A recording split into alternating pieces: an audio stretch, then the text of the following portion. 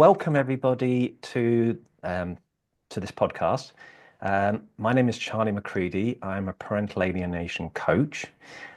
We're here to cover why people who say parental alienation is not real are wrong.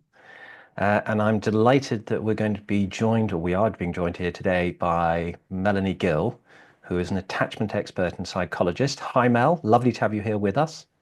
Thank you so much for this. It's an absolute pleasure, and thank everybody who has joined us as well. So, as fate would have it, uh, we we are here to talk about people who are denying parental alienation. And in the course of the past week or so, um, some journalists posing as a parent reached out to try and attempt to entrap Mel in order that they could then publish some damning material about her in one of the local newspapers, a major national newspaper here in the UK. And it just goes to show that there is this very active campaign against professionals who are working in this field to try and improve the situation with regards to protecting alienated children. So with that intro, Mel, I'm going to pass across to you to just, if you can give us an overview of what happened and where we're at now. Well, this has been going on with me for 4 years, and the reason that I want to come online and tell everybody about it, because I can't stand it anymore. Enough is absolutely enough. Living in with this fear that you're going to be, called out as a very bad person, it is just immensely scary. And there are many, many professionals across the world this is happening to. And it's a very isolating, a very, very isolating experience. So I just thought, right, I've had enough. Now, the fact is they didn't publish what they said they were going to do. These two specific journalists called Hannah Summers and Louise Tickle, who have been on my case, as I said, for 4 years, because basically of the way I'm trained, but also because of the work that I've done for the last 18 years in family court. And I just thought what I'd do, I'd run through how it started, and then I'll tell you exactly what it is they've done this time. So And just to add a bit of context yeah, there, I believe that these two journalists are associated with the Guardian newspaper. they were. They're now associated with Tortoise Media and the Observer newspaper, which is a UK newspaper, a big newspaper.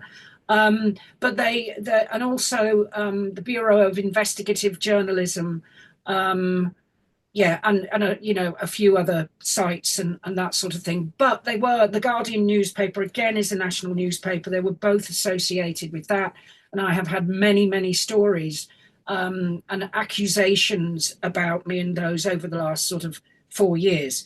Yeah. So I was, gaily going about my business as an expert witness and as a specialist psychologist.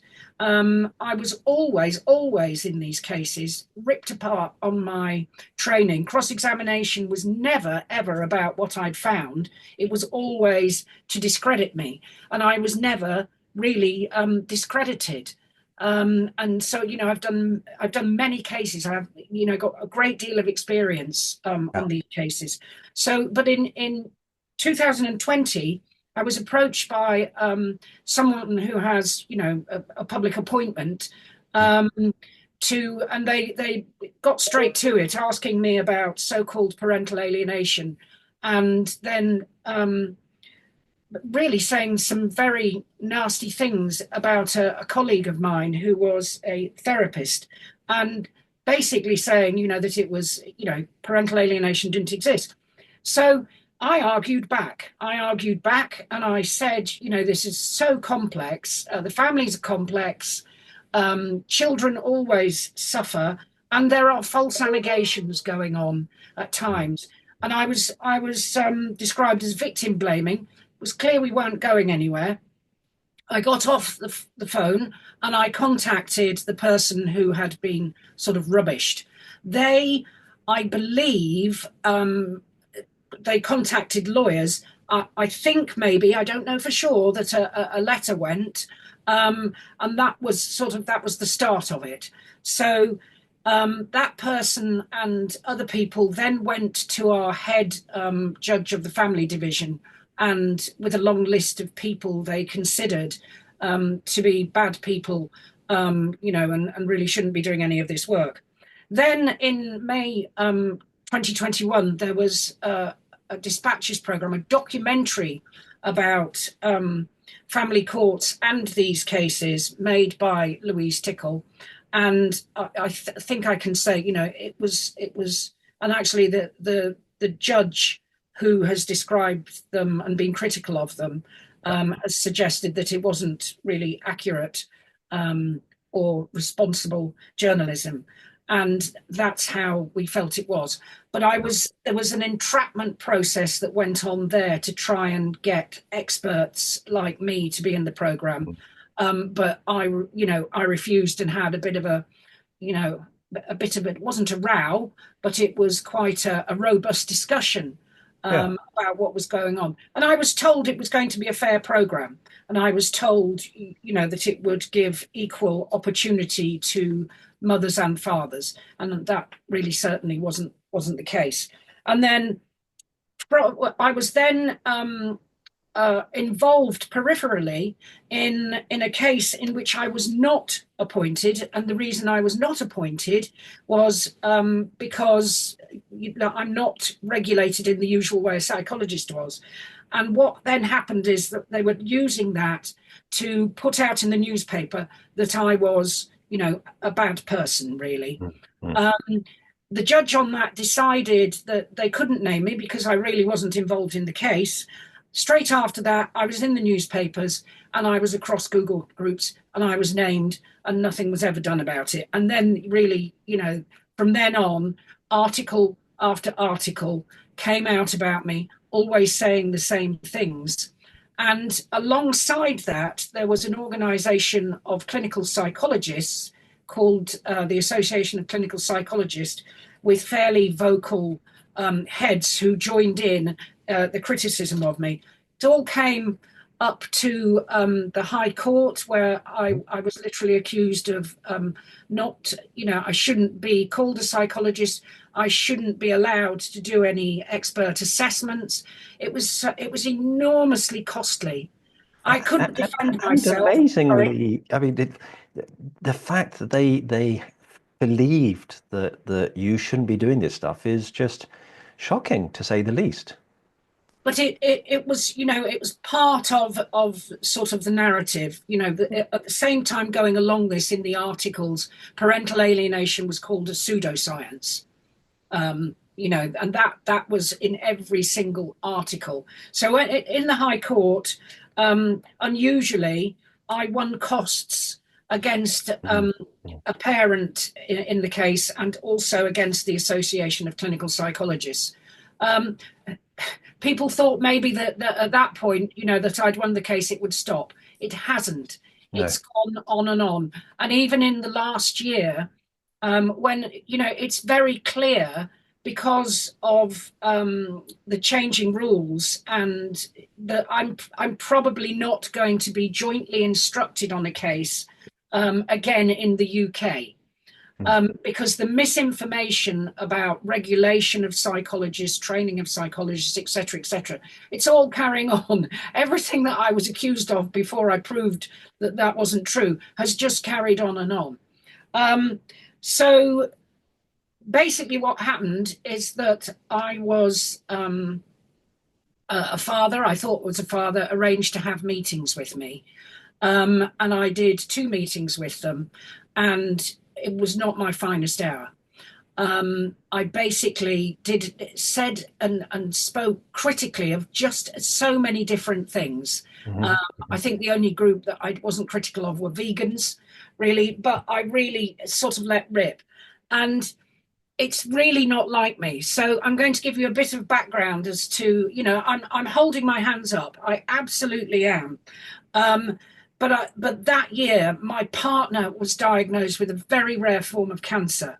Mm. and had to undergo very aggressive treatment. And those 2 days were particularly difficult days. We had the scan showing, did it work? Basically, has it worked? Is it working? And then on the Yeah. next time I spoke, his medication had gone missing, and also we'd just been told in a letter the night before that there might be something new. There might be something on his thyroid gland. So I think what I must have had just some sort of brainstorm. But it's not an excuse. I, The other thing is, I was going to say, I think, sorry. to be fair, Mel, but based on what you shared with me, which we won't go into the details of here, but when you were going through such a stressful situation with your partner, and to then be contacted by a parent, most of whom are going through trauma, and we have to deal with that as people who are helping these parents. But you have frustrations, as all of us have, with the legal system and the way that people aren't protected. And, you know, it was unfortunate that you were a little bit more open with your your criticisms of the system, but the system's broken. If the system wasn't broken, you wouldn't have these criticisms. So No, and also, the major distress for me was that I couldn't work. And so my partner was having to work. He had cancer and he was having to work when it should be me who was bringing the bread home. yeah, That just wasn't happening. The other thing is that I was put on these nice little things called beta blockers, because I was very frightened that I would have a heart attack, each time I got contacted by a journalist, because I found that my heart started pounding. It was yeah, so incredibly scary. yeah. And what I found when I take these things is that I actually become a bit euphoric and Mm. bonkers. So I took them when I got this particular, this latest attack. I took them, and my solution, as you know, Charlie, was nuclear to begin with. I mean, it really was. It Yeah, was. yeah. I had a bit of a bonkers idea about what I was going to do. Unfortunately, people have colleagues, very trusted colleagues, have calmed it down, Mm. so that what I said is right. I'm going to go hold my hands up, and if people want to know what they've said about me, I'm going to run through it very quickly. If they'd published today, you would all have been able to see what was being said about me, and you could have asked me questions. Directly. As it was, I shared the 26 pages of accusations Hmm. with some very trusted colleagues, because Which I have I was, seen, as yes. well, which you kindly shared to me. And again, I just think it really brings home that the people who are denying parental alienation and have these campaigns, it's very personal against certain individuals who they deem as, because your expertise is a threat to them and what they're trying to achieve. And they will go to any lengths to take yourself and other people down. And the stuff that you showed me, it was mudslinging. It was absolute mudslinging. It wasn't really on a professional nature at all, a lot of it. No, and some of it is quite frankly extremely odd. But the Yeah. worrying thing was that stuck in the middle of these 26 pages was information on two cases, one of which the judgment is not in the public domain. Mm. And it was always a very concerning case. But what they were basically saying to me is that they would be taking information from the judgment and from the parent involved and publishing it. Yeah. And also on the other case. And the over the years, I have got threats to do that with other cases. And what's completely missing is an understanding of these cases, but also the harm that is going to be done to families who read a newspaper and see case material Yeah. that is put out there, to the children who are maybe are still trying to recover from what's gone on to them, and also the extended family, but also to other families who see this and say, well, my details are going to be stuffed out there. It's just re-traumatizing.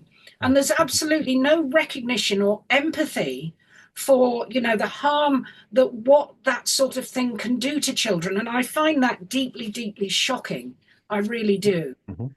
So 26 pages in which also there was, by coincidence, a consultant clinical psychologist who had also examined the recording of me and basically asked all these questions, but came up with some questions which showed the ignorance of basically attachment, and also the neuroscience around the harm that is caused in these cases. They're just simple things like the loss of a parent causes brain damage, essentially. Now, you only actually have to go and ask that question in Google, and you will get a very clear answer. So how come a clinical psychologist doesn't know that? There's the information on these cases is burgeoning. It's huge, and you can go and find it. It is readily available. The information on human development is out there and growing hugely. We know so much now, and we know so much about the brain, and we know so much about attachment. It's all there. Why doesn't this person know it? So, sorry. I was just going to say, for those of us who've experienced parental alienation, which is the vast majority of everybody who will be listening right now, especially for those of us who've got older children, we can see the results. We can see the impacts it's had on these children, and just how traumatized they are, and the way it's affecting their behaviors and the way it's going into their adult life. And these are all things that are being, quite frankly, denied by the PA deniers. I mean, one of the biggest denied things was that false allegations are rare. I mean, which is preposterous for anybody, again, who's been through this. Everybody on this call knows, but the point is that their focus on false allegations is to do with domestic violence. Yeah. And that's the focus. But false allegations, there's false allegations of child sexual abuse a lot. There are allegations that children have neurodevelopmental disorders, and that is common. And that's very worrying. There's allegations that children have mental illnesses, that they have allergies. It's not just this narrow focus on domestic violence. It's so much bigger. And we need to find out exactly how each unique family functions. But when it comes to, the false allegations of especially, sexual abuse, that requires specialist training, because you have to be able to interview children forensically, examine forensic interviews that have been done, and you also need to be able to assess credibility and possibly veracity. Now, that's what I'm trained in, as it happens. But there's another impact as well of the false allegations, because typically this is just another mechanism that's being used by the alienators to try and sling mud at the target parent. I mean, these are very offensive allegations, which are very damaging to people's character, and that's what they're hoping is going to be, it'll be something they can use against them in a court. But also, when these allegations, when the targeted parent is going through the process of proving them unfounded, that can take months. And during that time, the alienating parent is holding on to the kid. And very often the person being accused doesn't have contact. And it just gives them an even greater opportunity, the alienator that is, to get a real foothold in strengthening that trauma bond between the alienator and the child. And the problem is that, that a lot of knowledge is sort of separated into professional silos. So all the research to do with children's suggestibility is over in child forensic psychological research. Now, I'm trained in child forensic psychology. I'm not allowed to say that. And it is, there is this complete denial that I am in any way forensically trained, which is by those journalists. by these, Yeah. well, by the consultant clinical psychologist, because he's the one who well, I think he's a he, who knows, who examines, the way I've been trained, and this has been a constant, and it's something that's been thrown at me from the minute that the statutory regulatory body was created. And it's been, I've defended myself and it's been cleared on numerous occasions in court, but it's still being brought up in these accusations. But one of the main things that I feel that they're sort of trying to portray is that in some way I'm fiscally irresponsible and that there's something a bit, dodgy going on. So they've drawn attention to me having been a part of companies that are now dissolved. And the way that these, so you'll have a fact and then it is conflated with something that's been distorted. But, the purpose at the end, I believe, is to make me look that I am, not a reputable person in many areas of my life. Yeah. But I have never had, the Academy of Experts, who I've been a member of for, I think, over 10 years, have never had a complaint about me. Yeah, I mean, so the reason I wanted to come in and, tell everybody everything is that for everybody out there who is being treated like this, we have to get together. We have to get together because the human toll is dreadful. The human toll on families in these cases is absolutely appalling. And this is all being completely ignored. I mean, this is the most galling thing, is that the damage that is being done to families unnecessarily because parental alienation is not being recognized is enormous. And it's not just for a period of time that the alienation is at its most active, but it damages kids for the rest of their lives. Well, it causes brain damage, and I've been able to go into that because I'm doing a second master's. Obviously, my first master's in child forensic psychology and law is completely denied and not looked at. So I'm doing a fantastic master's in essentially behavioral science, but credibility and deception. And I cannot tell you what a most incredible degree this is, and how actually you do this and you can see how useful all the knowledge that I'm getting is going to be to the parental alienation field. And in there, the neuroscience of deception is colossal. And so what I went and looked at is the very, very bizarre and complex forms of deception that go on in parental alienation cases, where basically a child is being deceived by one parent. Yeah. That can't be acknowledged by either the parent or the child. The child, therefore, has to deceive not only themselves, but also other people. So they have to go and deceive, social workers, people who come and assess them and all that sort of thing. And this has very specific effects on the brain, because your brain sees lying as an absolute existential threat. That's what our brain is actually has evolved to be, is someone lying to you, the brain catches on and does various things. Yeah. But in the process, your brain is damaged. That ability is shut down within attachment relationships to a degree. And so children are pulled in because they just, their brain doesn't have any choice. And they are particularly suggestible as they go through this neurological change during adolescence, which we sort of didn't know before. Yeah. Even questions, the wishes and feelings questions that children are asked, put stress on them. it puts stress on them, and stress damages their brain.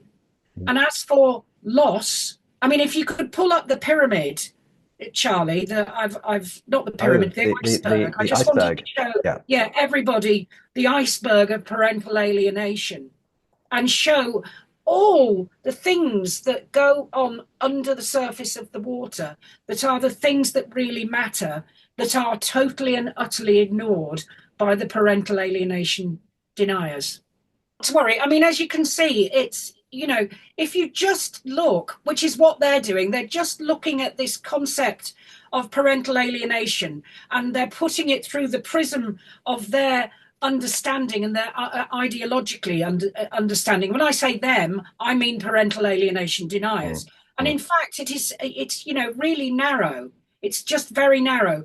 But you need to go beyond, go under the water, and you see all these dreadful things that go on, and simple things like loss. Loss is just not even considered by parental alienation deniers, and that's because children hide it. But the loss of an attachment figure is like a death, Mm, and that mm. the loss of an attachment figure is brain damaging. Yeah. And again, just pop that into Google. Is loss of an attachment figure brain damaging? And it comes up. And yet that is denied in the 26 pages of statements made against me by the consultant clinical psychologist. And Um, it's all the more galling because everything that you're describing, Mel, is very scientific. But that's one of the accusations, one of the false accusations against by the parental alienation deniers, saying that it's a pseudoscience. It couldn't be the furthest thing from the truth. Right. The point is that the attachment assessments that I use, an attachment assessment based on the only really validated model, which is the one by Dr. Patricia Crittenden, called the dynamic maturational model, has been validated for use in criminal and family proceedings. And the particular assessments, especially something like the adult attachment interview, has got a huge research base validating, the methodology. And you get to why this is going on. Why is all this going on? Why has one parent started, doing this? And it explains the entire family dynamic, and it shows very specifically the trauma that everybody is going through. And when you add into that, the neuroscience that I'm now putting together, but also the available out there neuroscience to do with trauma in general, then you're getting stuff that you can't ignore. This is beyond just opinion. You've got, this has got to go into court, and yet they're keeping me out. They're trying to keep people with real knowledge out of courts, and what they're trying instead is to have assessments that are based on presenting behavior, what is in front. And that's no good, because the same behavior can be used by 100 different people, but the actual function of that behavior and where that behavior has originated from can be completely different in every single case. Mm, mm. And if we don't go and find out exactly what's happening in each unique family, we're not going to be able to make the recommendations that help everyone, including the alienator. So, so actually doing this diagnosis, because I think we talked about this previously, but it's worth reiterating again here. I mean, the work that you do through attachment theory, it is a tool to do exactly that, is it not? Rather than some of the other general practices that are available. It gives you, I mean, an attachment assessment gives you so much information. It gives you the etiology of what's going on. And it Mhm. is especially important when it comes to finding out why one parent might be being angry and creating conflict. Some of that might be physical conflict, because the problem with the deniers is, again, they're seeing everything through the prism of just domestic violence and how it affects women. And that's what I've been accused of over and over again, is that I ignore domestic violence, that I am not interested in domestic violence. I am very interested in domestic violence. Way back in 2006, I think it was 2006, I got a big conference together that the future Prime Minister David Cameron spoke at. It's a bit notorious. It was called the Hug a Hoodie conference. If you put that into Google, you'll see hundreds and thousands of mentions of it.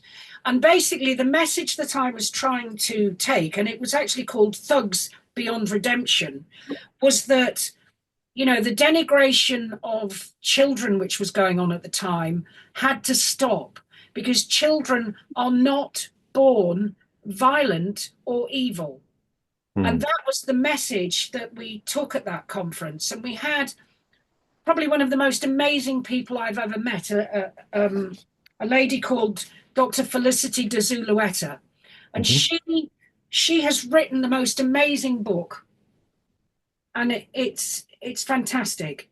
Pain to violence. And this is basically saying that it's siding with the nurture debate rather than the nature debate in terms of why people have certain, or why they end up with certain behavioral patterns. Well, I mean, basically what she said, workers in the field have been able to show us that man is not intrinsically destructive. Study after study points to the same inescapable fact: the human being is inherently a socially cooperative animal. And, that's absolutely true. The brain needs connections. When a baby is born, the brain has, it wants to connect. It wants to connect. It has to connect for its survival, literally. Otherwise, they shrink. I mean, there's those amazing pictures. And when I say amazing, I mean in a bad way, of a child who was kept in a drawer, and the Romanian orphans, and they found, their brains did not develop properly. Without love, touch, and a secure attachment relationship, all sorts of things can go wrong. They did an enormous study as well back in, I think it was in the 90s, going through to all the 90s, of a whole community in Scotland. It was called the Deniers study. And they tracked from birth, children that were born, and they could recognize the children who were going to grow up, and that was girls and boys who were going to grow up and have major problems, especially violence, before, and they could see that in 3-year-olds. Yeah. Because it is the damage that is done, and the damage can be subtle, the damage that is done within attachment relationships that creates the later propensity to be violent, to not be able to control anger. And, I've done a whole webinar on anger, because that's what we should be looking at in relationships where there are allegations of domestic conflict. Yeah. We need to know why is that person behaving in that way? Where is that anger from? Because if you don't know and you just put some one size fits all, solution on it, it's not going to work.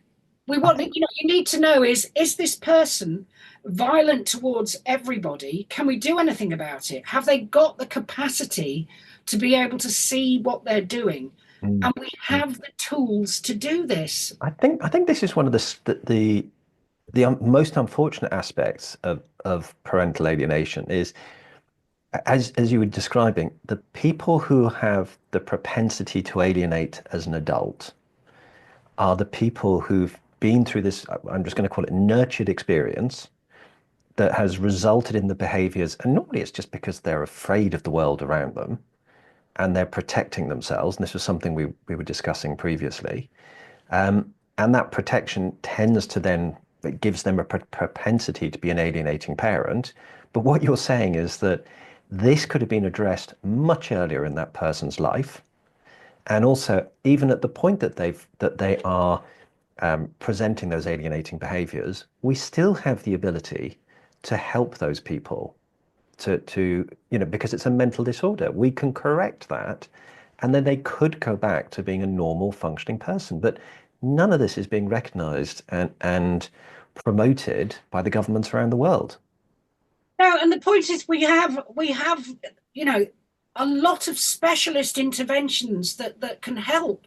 That's the other thing. I mean, obviously, there are cases, that all the professionals on this call have done, where you can't help, where the parent does not have the capacity to be able to, reflect on what's gone on or change, and unfortunately, um, so what I found is that these are the people who are pursuing the denial of parental alienation.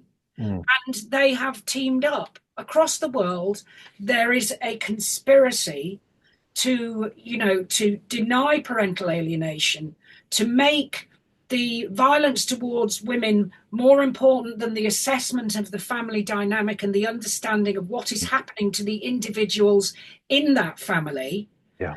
And I have proof, because as they came for me, I hired a security firm to go and infiltrate these groups and find out what was going on. And what I found, and I've managed to dig out today, is that there was a group with, in the UK, you would know the academic, you would know the barrister in that group.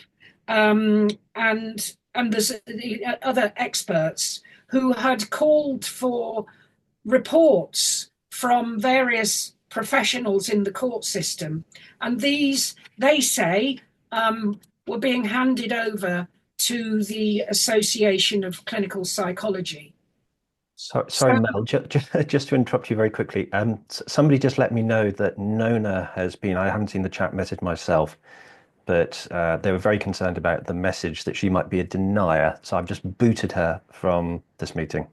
Okay, all I just right. wanted everybody else to know that anybody who we think is not here to be supportive of what we're doing can find a forum that is more appropriate for them. Okay, Sorry to interrupt. Carry on. thank you. Okay, yes. So I went and I found this out, and I mean, you couldn't make it up. That it is a worldwide problem. Yeah. Gradually, the family's rights, I feel, are being, eroded and dismissed, Mm. absolutely dismissed, because the understanding of what is going on at this level of complexity in these families is being, it's not getting into the court system. Yeah. And the problem is that when that knowledge no longer is going into the court system, that the court system becomes ignorant. It becomes more ignorant, and it becomes like a sausage factory, because what they are trying to do is to bring one size fits all solutions. And as I said, the professionals on this call know that absolutely everybody in the family has to be helped in some way, and you have to assess it properly, because the dynamics, I've had such consistent results on the dynamics in these cases, and finding, especially, and there's gender differences, there's huge gender differences, in, and who is causing the conflict in the different patterns of alienation, and then the dynamics that exist between parents. And it's completely consistent. And I've put a lot out of there on Elaine Cobb's fabulous YouTube channel, Families Divided TV. That was a plug. And Please, Elaine is here as well. I'm delighted she's yes, here. and please go and look at these, because there are so many world experts who are talking on that channel and can really help. But we've got to address it. We've got to help professionals, get in there and get it right. I think one of the worst things is that in destroying professionals and doing what these journalists are doing, is it shows there's no curiosity. There's no curiosity to find solutions. And in if you can just just bring up the pictures of the two children. The problem is in really complicated family cases to do with care proceedings, and in these cases, is that people are not generally, professionals are not being trained. That's not their fault, but they're not being trained in the understanding of the human condition. That's it. And nowhere is it more obvious in these two UK cases. And this is something that these two children may look to you as if they're smiling. And this is something that very frightened children do. And they do it to adapt to a scary, traumatic family environment. And yet it's taken as read that these children are happy. And this little girl called Sarah Sharif, who is the latest case in the UK, who was horribly tortured and battered. If you look at her face, she is not smiling. If you look at poor little Arthur, he is actually, that particular facial expression is one of fear. It is an intensely primitive expression, and his bright eyes are glittering and his arms are up in a surrender pose. And yet people thought that meant he was happy. And this is what happens in these cases over and over again. Thank you, Charlie. Okay. And, what they should be doing, what the press should be doing, is saying, what's going wrong? What's going wrong? And then how do we fix it? Instead of trying to annihilate, the professionals who are running for the hills in parental alienation cases. A lot of them see what's happened to me and they don't want to do it. In the UK, there are hardly any paediatric expert witnesses because of what happened to one paediatrician, I think it was about 10 years ago. And people are too scared to go into court. It's just, we need expertise, and we've just all got to get together and do something about it. Right, I'll be quiet. I totally agree as well. I mean, but I think one of the saddest things is that the groups who are denying parental alienation are far more organized than the parental alienated. So the people who are representing the fact that parental alienation does exist, and there is all this science that sits behind it, and there are millions of parents who are being affected by this every year. And I think Ben Hine, we were both participated in a presentation of research that he presented at the beginning of this week.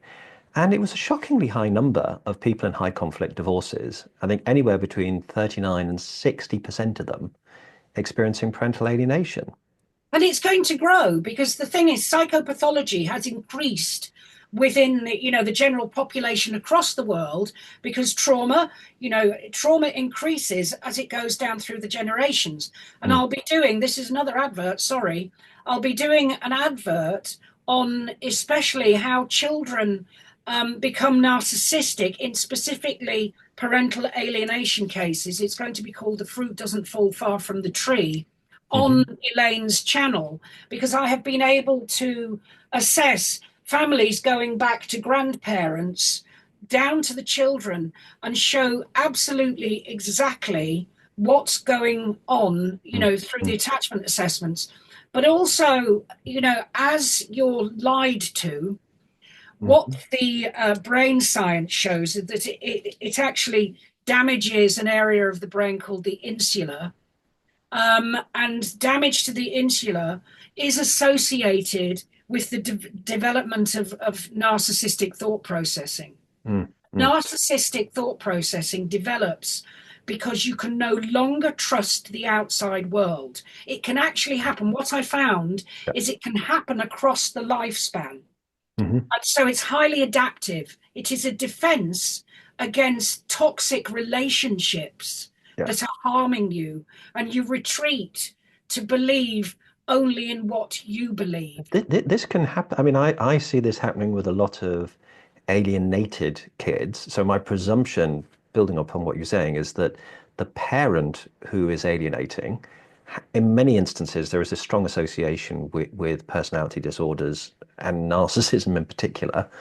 Um, but the children who are exposed to alienation, they themselves, even in their teen years, even in their 20s, can be deeply affected. They start becoming Yeah. narcissists. Yes, and And I'm going and to show the it's process. shocking. And the problem is that now looking at the brain research, it shows that there are major changes to the brain, Hmm. and they're permanent. Yeah, They're permanent. However, they can be ameliorated by other areas of the brain, being theraped, basically. They can yeah. be, but the damage is there. The Hmm. damage is there, which explains why there's so many children who then become adults and you don't see them again. You No. don't see them. It's entrenched. And we know that the problem is then when you get children who have had these major brain changes, it only, and if they're removed from the family, it Mhm. only takes hearing the voice of the alienator to immediately regress To back. regress. And I've seen this in practice. I've seen this in instances even with my own children, where 14, 15 years later, certain situations they just regress back to the point in time that they were being fully alienated as a teen. And It's because of it, yeah, image memory. It's yeah. because it's all in image memory, and if that is activated, they're back there, and Mm, mm. it's incomprehensible to parents and to professionals who are seeing it. The child can have been placed back with another parent or placed into foster care to have psychological space, and they're gone again like that. And do you think this is one of the reasons that the people who are suffering from narcissism don't like going to therapy? Because one of the things that all the parents who are here today will be very familiar with is it's so difficult to get a narcissist into therapy because they'd want to go. And they generally don't have any propensity to fix themselves because my personal view is they don't want to go back and revisit whatever it was that traumatized them in the first place. Well, what I think is it's because when you're in that space, why would you? Hmm. You're in that space and your brain is completely and utterly protecting you, and Yep.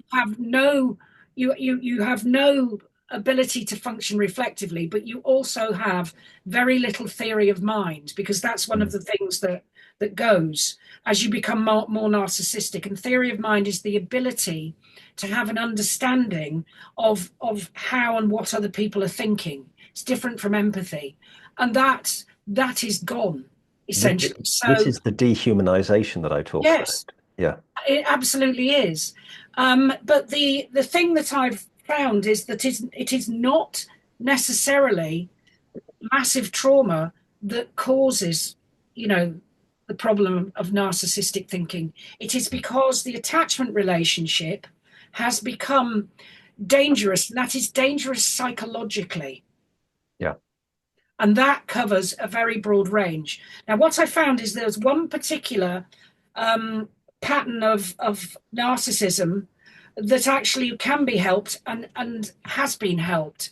Good. And it's one in which the parent is sort of promiscuously social, as well as having all the yucky, nasty, narcissistic bits as well.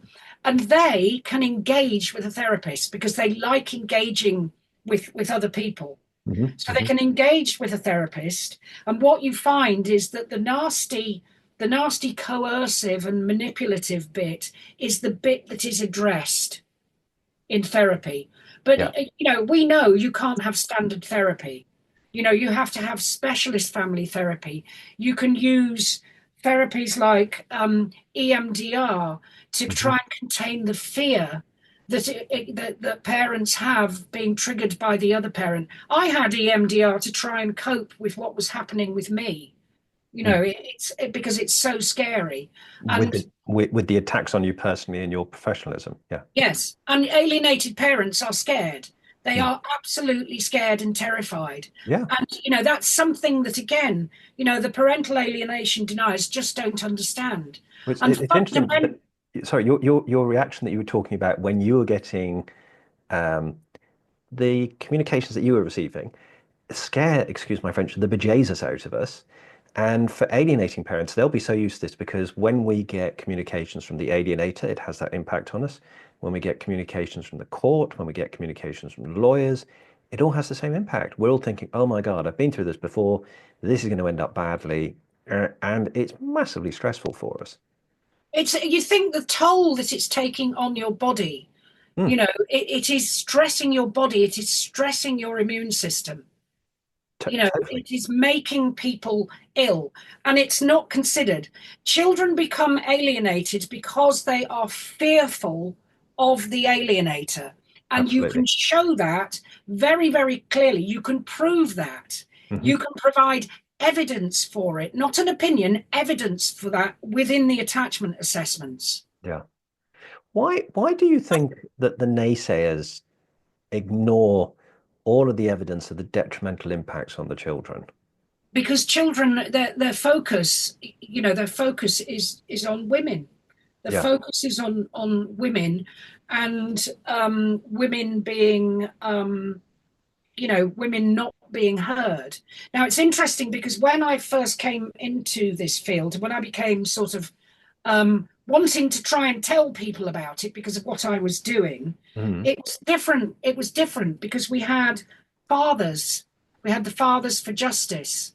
And when we brought Alan Shaw, a neuroscientist, over to the UK Parliament to be able to talk about what was going on in parental alienation with one of a family court judge called Paul Coleridge and my colleague, Dr. Penelope Leach. And we had the talk, and we had security because we were very worried that we would be, invaded by, fathers. Mm. And that all changed. That all changed when the focus became on women who suffered domestic violence. And I think some of that was to do with wanting to include parental alienation as domestic abuse. Yeah.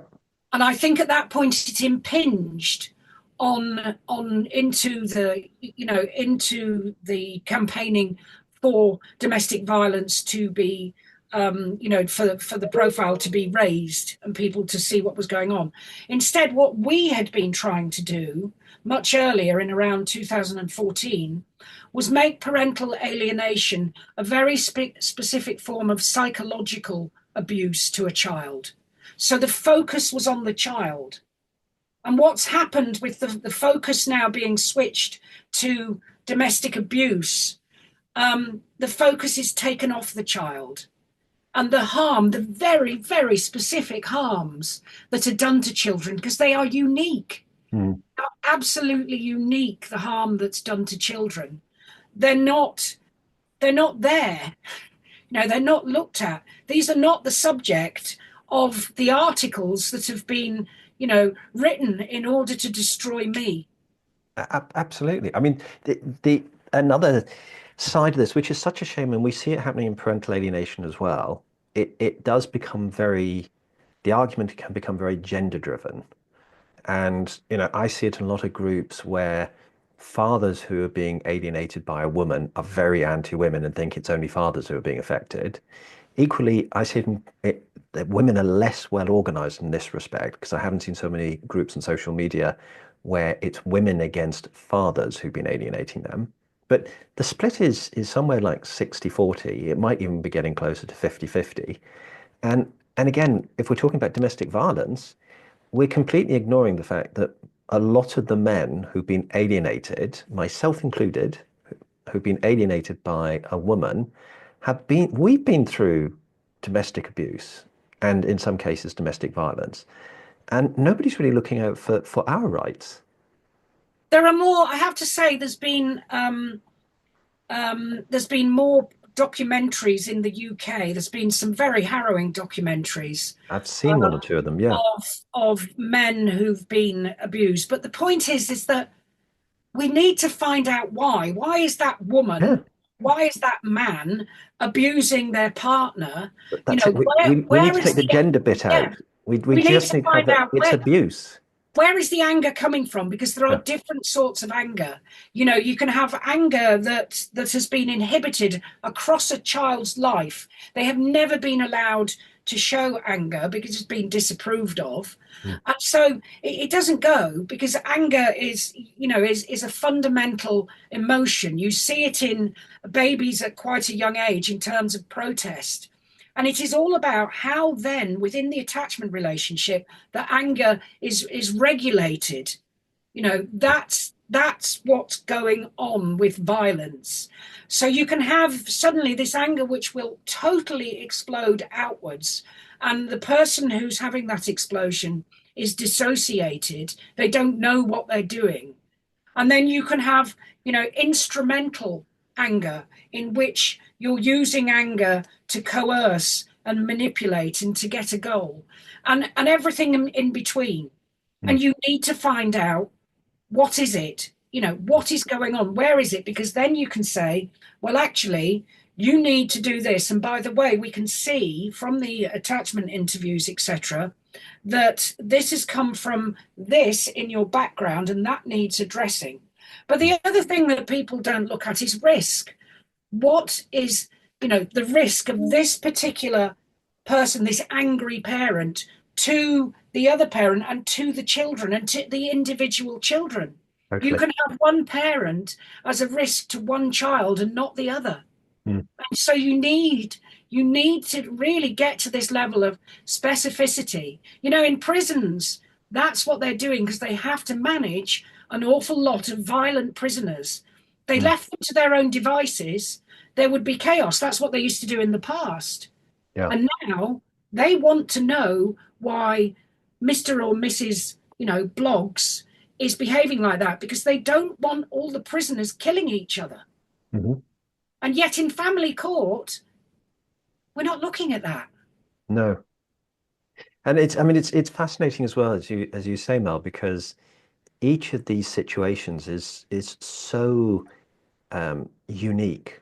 That Yeah. there's dynamics to every, and this is, I think, one of the most challenging things for alienated parents, because a lot of the resources that are available to them don't support them in dealing with their specific situation. They really need additional help to be able to navigate, you know, the type of narcissistic person who's doing the alienation, the character of the child and how the child is experiencing alienation, and each of the children are experiencing it differently. And there's also the person who's being alienated. They bring their own issues into the mix as well. And there's a lot of dynamics going on, just within two parents and two kids It's before you it, even bring in the rest of the wider family. it's so complicated. Mm. But you've got to know why. And that's now being, I believe, removed from the assessments that are going on. I'm sure there are some really good people out there, and they'll be doing it. But at the end of the day, that's what I was doing, was explaining to the nth degree. And they've removed me. So if somebody, I mean, just segueing with that, one of the questions that parents are constantly asking is, how can you prove parental alienation in a court? Because what you're looking for is, you're first and foremost, is you're looking to see if that child is fearful of the alienator. Now, you must remember also that alienation, believe it or not, can happen inadvertently. It Hmm. can happen because of projected trauma. It's not always, it's not always vengeful, although it always looks like it's vengeful. But you need to get and see if this person has any knowledge, of what they're actually doing. But you're assessing for triangulation, essentially, which you can. And triangulation is the pulling of the child into the distorted thought processing of the parent. And you can absolutely get to that through the attachment assessments, but also the observation and then the individual assessments of a child. I use also a particular tool which is called the Young Parenting Inventory, which gets a child to score both parents on a range of statements. And what you get with alienated children is they will score one parent with absolutely, a totally fantastic, wonderful, wonderful. Anything that's slightly negative on the other, they do the complete opposite. And you get this massively polarized dichotomous thinking. Dichotomous thinking, it has been is validated proof that a child is being alienated. So you're looking for enmeshment, you're looking for triangulation, and you're looking for dichotomous thinking. All these things can be assessed using evidence-based assessments. And then you also are looking for how the parent is thinking about their child, because that's actually what attachment is. It's not to do with behavior. It's how the parent actually mentalizes their child. And Ben Gray at the Cambridge Attachment Centre has developed the most wonderful tool called the Meaning of the Child to the Parent interview. And I've been using it in these cases for over 10 years. And it absolutely shows, the risk that a parent, is to their individual child. So we have the tools, but they are not being used because not being no used. one's training in them. And in fact, something that just came up in the chat that's very relevant as well, which I'll come back to in 1 second. It's about enforcement. But in your view, Mel, do you think the tools are sufficiently, I've reframed this, are there enough people in the social services or CPS or whatever it is in each different country, are there enough people with the skill set that could be trained to have enough practitioners on the ground to deal with all the cases? No. Simples.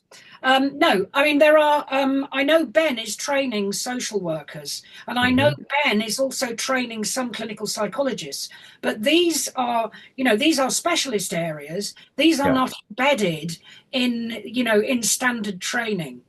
Clinical psychologists are taught some attachment theory, but I think, and I could be wrong, but I think it's using the model, the ABC plus D model, which the D part of it is no longer validated because it really wasn't up to the mark.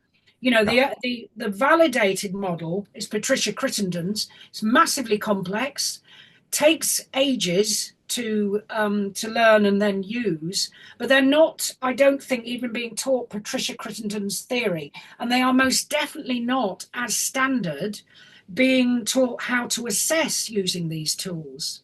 The clinical psychology, they work in hospitals, they work at CAMS, they work in connection with the public, and they deliver things like CBT. There are excellent ones who go and do specialist training. The reason I've trained so weirdly, and because I get criticized, is from the minute I started doing these cases, I knew that I didn't have enough knowledge in certain areas. So my training has gone and followed, where suddenly you think, and you go and you do that. So now here I am studying deception and behavioral science, because that's where everything has led. And it means that no stone is left unturned in an assessment. And that's what you've got to do. These cases are so complex. Indeed. I was just thinking about the statistics on this. So I think Ben Hine, again, reinforced this earlier this week. I think I'm correct in saying there's about 100,000 new cases of divorce with high conflict, and where high conflict is also involved. So if there's 100,000 new cases of divorce, let's say 10% of that, 15% of it is high conflict. So that's 15,000 new cases with 1 to 2 children plus in each family. You're looking at, and for each year, then added on for years that haven't been addressed. At any point in time, there are probably 50 to 100,000 cases, complex cases in the UK that need to be addressed. And I can't see, with the time that's required to actually deal with an individual case, I can't see how we easily get to a point where there's enough sufficient quantities of people who are qualified and skilled to deal with the workload. No, absolutely. But something has to change. Yeah. But if journalists are there, not, not putting out the knowledge, and if courts are not getting the knowledge into the system, then there is this move towards the denial of science. Yeah. That's what I find so astonishing. Over Yeah. in forensic land, they want to know why people are doing what they're doing. And in family courts, that is what, is being removed. Removing me from the system is also removing me from these complicated cases of, where very dangerous children and complicated families in care proceedings. Yes. I'm going to ask people if they have questions in just a moment, which they can put into the chat. Um, I think we can probably run till about past, so we've got another 20 minutes that if everybody's happy doing that. Um, there was one that just came up a moment ago, which was about enforcement. Whether you had any views on what the courts could do to be more effective with enforcement, because even where parental alienation is proven, very often nothing happens subsequently to ensure that the visitation rights that a parent has are actually enforced. Well, I mean, the thing is that I have been on cases where that has happened, and they have been, there have been successful outcomes. And I believe there is a pilot going on in the Southwest where, the end are monitored, because too often, unfortunately, cases are right. It's parental alienation, and off you go. It's been recommended you do family therapy. Bye bye.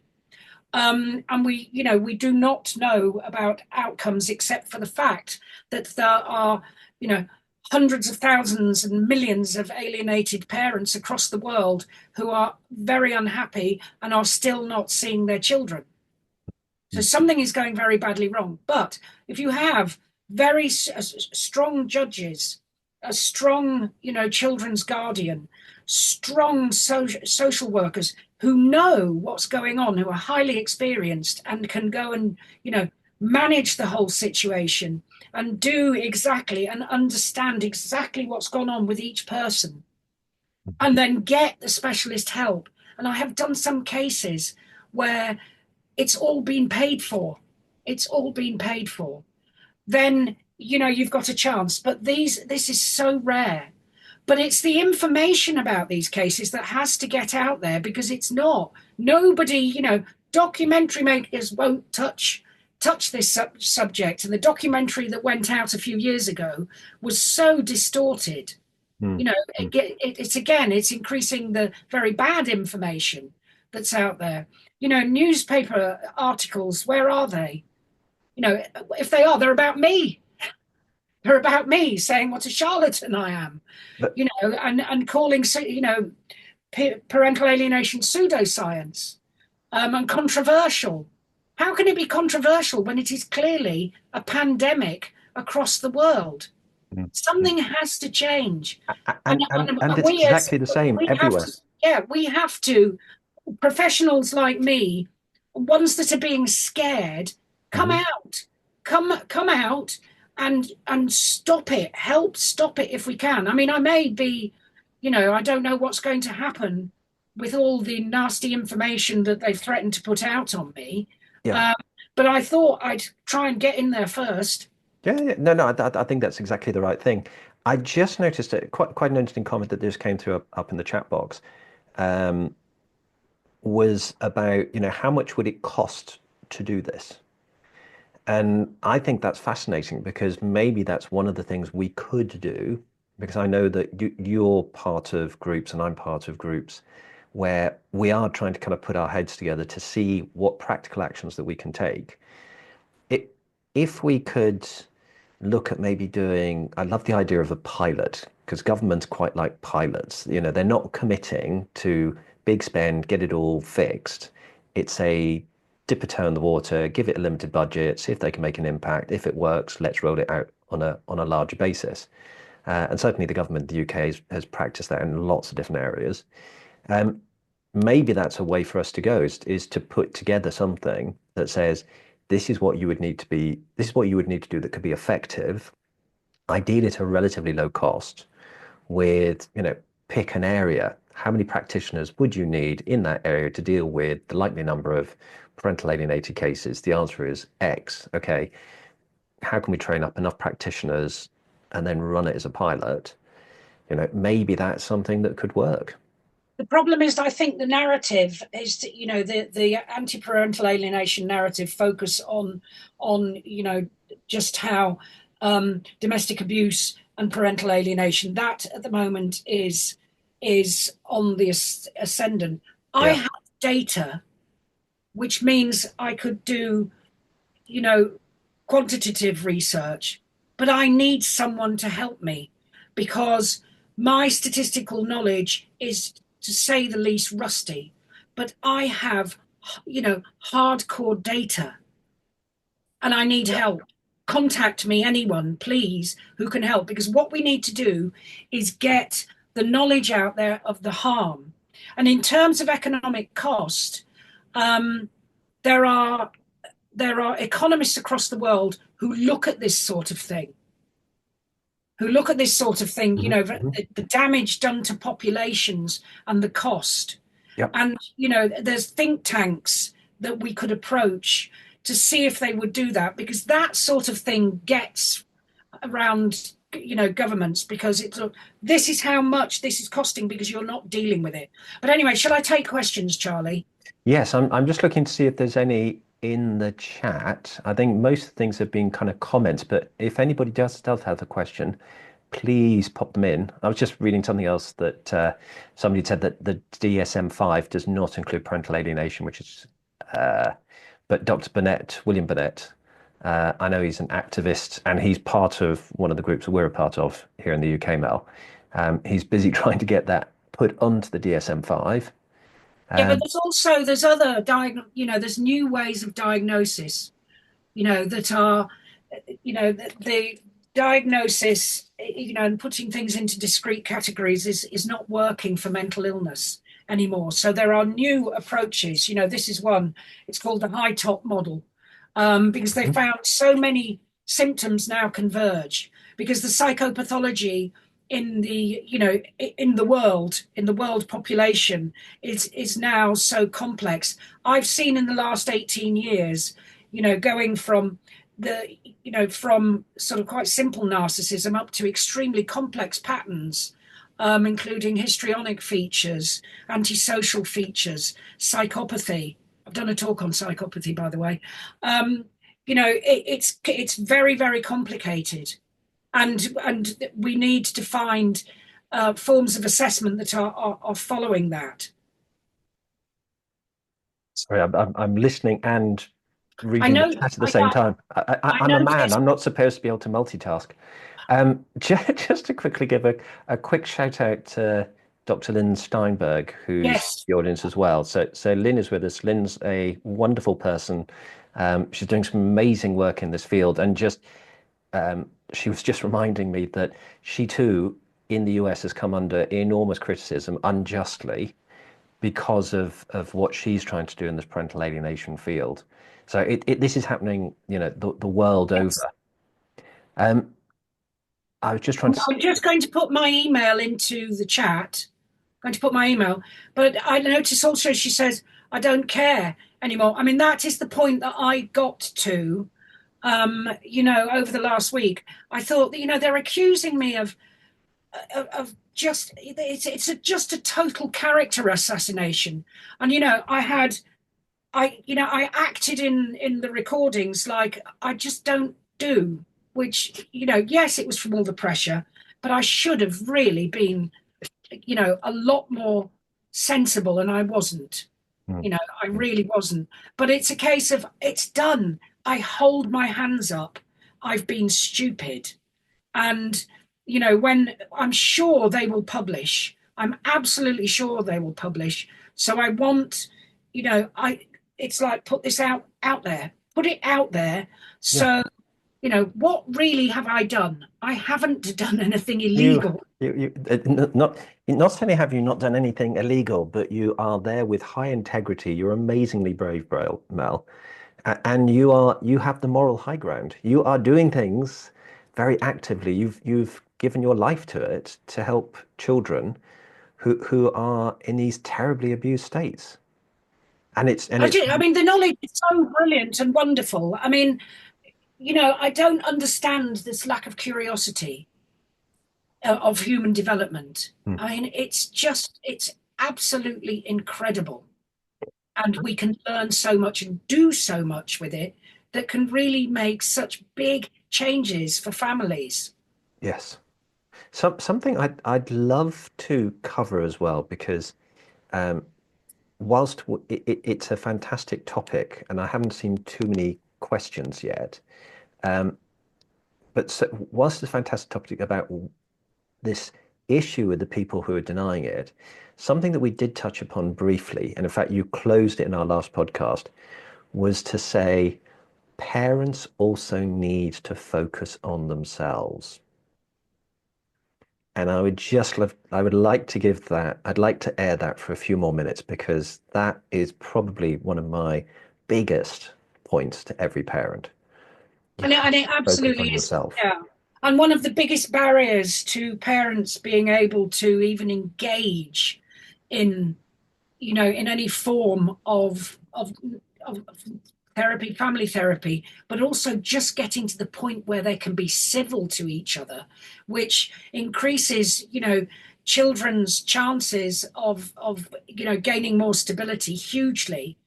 Yeah. Is I mean, you think of the powerful emotions that are in these dynamics, and one of them is hatred, Mm. is Coming complete from the alienator. from both towards Yeah, each other. I was going to say, because if you're Yeah. having your child taken away from you, that creates hatred in the person who's being targeted as It, well. the hatred is enormous. And what I use is actually because psychometric tests really can't be used on these cases because people lie, everybody lies. You know, the Mhm. alienated parent lies because they're just trying to protect themselves. But what there is there's the biggest sort of personality assessment called the Neo PR, and they do an observer one. So that what I do is I get each parent to answer the questions about the other parent. Mhm. Um, and it's a huge questionnaire. And what it does is show all the tiny little things that they absolutely hate about each other. And whereas they lie in other sort of psychometric tests and things, and they can lie all the way through their attachment assessments, it doesn't make any difference. They don't tend to lie in this, they tend to let rip. And when they do lie, you can see it because it doesn't the thing doesn't make sense. But it's good because it gives therapists stuff to to hook onto and say, well, you've said this about you know the other parent. Let's really go into this. Let's see if there are actually any memories. But one of the best things to do to help with that hatred is EMDR, Yeah. so that you're not triggered, so that the fear, because alienated parents develop a very specific form of post-traumatic stress Mm. Mm. from what's happening. So Absolutely. EMDR helps you to be able to sit on the same Zoom call Mhm. with the other parent. You know, these things to get you into a good place. What I'm going to be doing now is going to be assessing parents just on one side, Mhm. just on one side. So all the information about, you know, the trauma that they're going through now, the trauma that they've gone through before, can be given to a specialist therapist to help them. Good. Good. I mean, that would be amazingly helpful. There is a question that's also come up, which you might be able to answer. How can you reverse dichotomous thinking? Anyway, so it's Bruce Perry. I have done training with Bruce Perry, but to do with the brain damage, it's not to do with ripping off. It's bringing these fabulous experts. So Martin Teacher, Alan Shaw, Bruce Perry, all these people are brilliant. Go look them up. We brought Alan Shaw to Parliament, but the brain research on deception is I've found as part and parcel of my new masters. What Bruce Perry's stuff on trauma and the brain is absolutely phenomenal. And absolutely no, have I never been sent a cease and desist against me or the think tank, which was called the Centre for Social Justice, to stop misquoting him. Yes. Never, I'm, ever. it's quite interesting. A lot of the there was a piece of research that was done, and I'm fairly sure that Bill Burnett and maybe Jennifer Harman was involved in it, but they were looking at how the naysayers to parental alienation have repeatedly just regurgitated the same quotes from people who were incorrectly denying parental alienation. So the people who are denying PA haven't even done their own research. Yeah. I mean, it's But that's what I was saying about the lack of curiosity. yeah. Lack of curiosity to see. And the thing is, we've got solutions. There are solutions, and there are solutions to help everybody, and to, to really, and if there is conflict, violence, whatever, we can measure it and we can suggest solutions, or we can say, no, this isn't going anywhere. We Yeah. have the tools. I mean, And that is the scariest thing. We have them, we're not applying them. So I've also had a request. What was the book that you showed us a little while ago? was it the Felicity de Zulueta? That's Yeah, it's there you go. called From Pain to Violence. And I know a couple of people will furiously be scribbling that down. And Lynn was also just reminding us um, that a Dr. Yvonne Parnell did a study of 300 plus alienators, and only Yes. one parent was willing to admit their part and apologize to their children, which is Yeah, shocking. I also think parents who are watching this should be very aware of the difference between alienation and estrangement, yes. because they are totally different things, and the way that you deal with it with your children are totally different as well. But quite often I hear people using the two they kind of intermingle them, and it's a bit like saying black and white. But they also, I mean, you'll find the alienator, that's actually what they suggest is that the children have become estranged from the other parent because the other parent is so, dangerous, unpleasant, neglectful, etc., etc. That's something common, and what you can do is you can go and prove whether that is actually the case or actually not. The children's attachment interviews will also give you, where is the trauma? Is there trauma? What specific things are the trauma to do with? Because the AAI, the adult attachment interview, is the only validated instrument that assesses trauma in the past, trauma that's ongoing, trauma that's developing. And that was Daniel Siegel, who, again, is an absolutely fantastic neuroscientist. It's okay. I was just going to say, in the reversal of dichotomous thinking is Yes, I've just been asked that again. well, it's all done as part and parcel of the therapy of the child being given the psychological space and, being able to be brought back into the real world and regain theory of mind. Because that's what's being eroded as they become more and more alienated. Yes.